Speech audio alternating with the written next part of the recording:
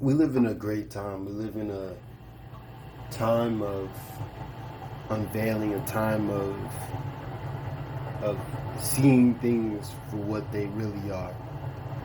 And in this time, it's about truth and the level of truth that one can accept. I've been watching Lucifer, and the funny thing is, in Lucifer, he always tells people who he is. He doesn't lie about it. He's upfront. He's truthful about the situation. People are not able to take him seriously because they don't take their self or the truth seriously, or they're not able to comprehend the truth for what it is because they perceive existence to be something more than what it really is.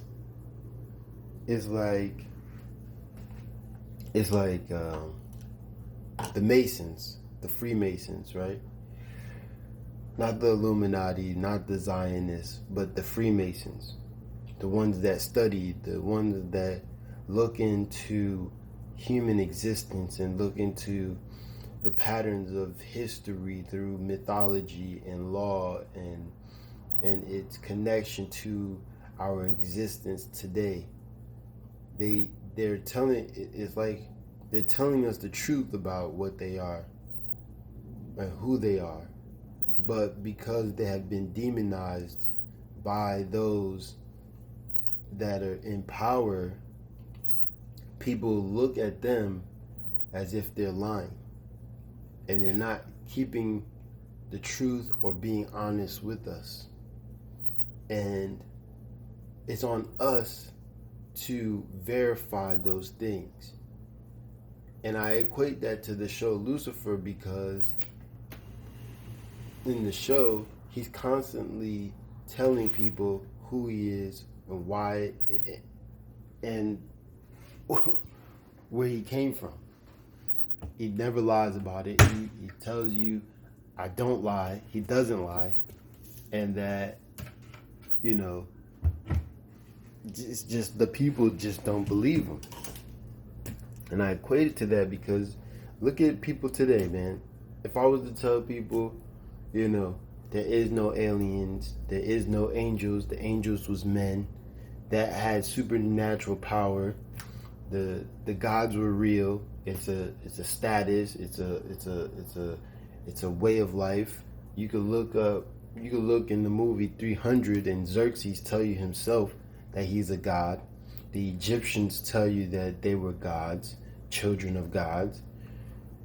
We don't look at these things because the current society that we're in doesn't afford us the ability to critically think about the information that is or has been disseminated upon us through time, through the books.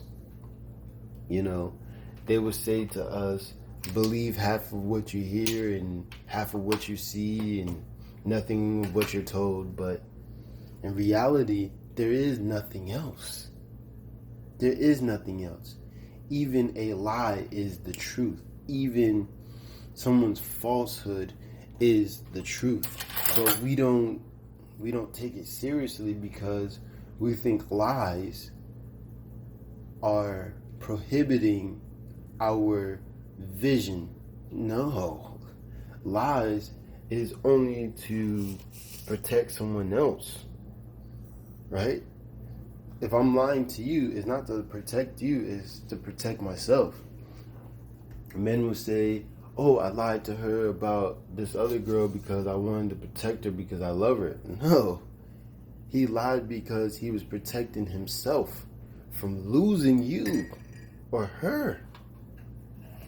That's what it was. So we only tell lies to protect ourselves. And when you really pay attention to that show, he never lies because he doesn't care. It's all about him.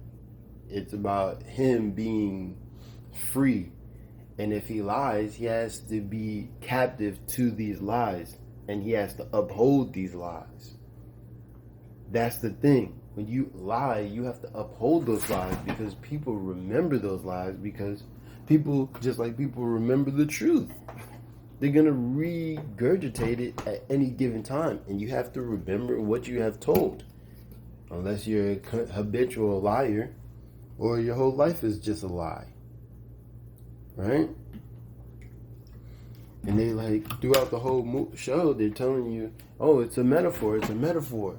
I mean, they're telling you exactly what this is about. It's just you're not perceiving it because you're not ready for that level of truth. It's always been about the level of truth that you're able to comprehend or take. You know? It's funny. Christ says, it's funny, we will stop listening to somebody based off of the way that they live their life, or how they live that is different than them, different from how you perceive life. Like, I'll give you an example. A vegan won't listen to a meat eater about something, because in a vegan's mind, this is a meat eater, right? But Christ says it doesn't make what goes in a man that defiles a man. It's what comes out of a man that defiles that man. Man or woman. Doesn't matter who. What does that mean? It's not, nothing affects your thought process. Nothing affects your ability to control how you think. Food doesn't do that. What somebody says to you doesn't do it. Your intake of TV and music don't do it. It's what you allow it to do to you. All of this is so connected, it blows your mind, right? Like, people will sit and they will tell you things coming from a good place. That's why I don't get mad at someone or anyone for what they say to me, because I understand they're saying it from a place of, I want to help this person. But at the same time, it comes from a bias within their self of not looking into other things to really clarify what they've perceived within their self to tell you, right?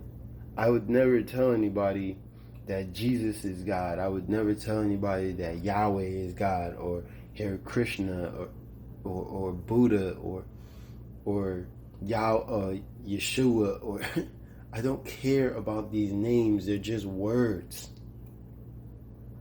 They're just words. The metaphor, the story is within the words, the totality of the words. You don't get hung up on Jason Bourne because they call him Jason Bourne. You know, well, he can't be born because he wasn't born in the movie. Where's his mother? And where, I don't see any birth in it. Like, we don't break down things like that in movies. Why do we do it with books and stories? It's only been recently that we've started creating fictional stories. Maybe in the last 500 years. We didn't think to make up stories. Because think about it. Just like I said in the beginning of this video, or in this video, lies is to protect yourself. You don't want to get found out, you're gonna lie. You want people to see you as something different, you're gonna come up with lies. Look at the Harry Potter movies and the books. We could say those are lies. We could say those are fantasies, right? We could say they're made up. We could say a number of things. It's fiction. But what if it wasn't? What if it wasn't? What if someone couldn't come up with that off the top of their head? I mean, 5 books of lies, 6 books of lies, 7 books of lies. What if somebody couldn't come up with those lies? What if Stephen King couldn't come up with those lies? What if they're actual truths, actual stories, or police reports that he's read? What if Game of Thrones, George R. Martin, is actually taking historical things and putting his twist to it, different names to it? We don't think that's possible, though, because we think fiction just comes up off of somebody's head.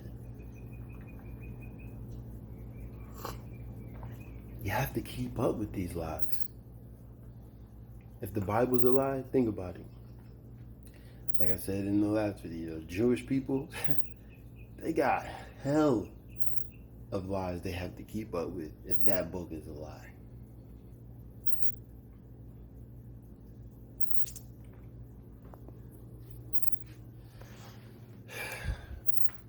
Just food for thought, man.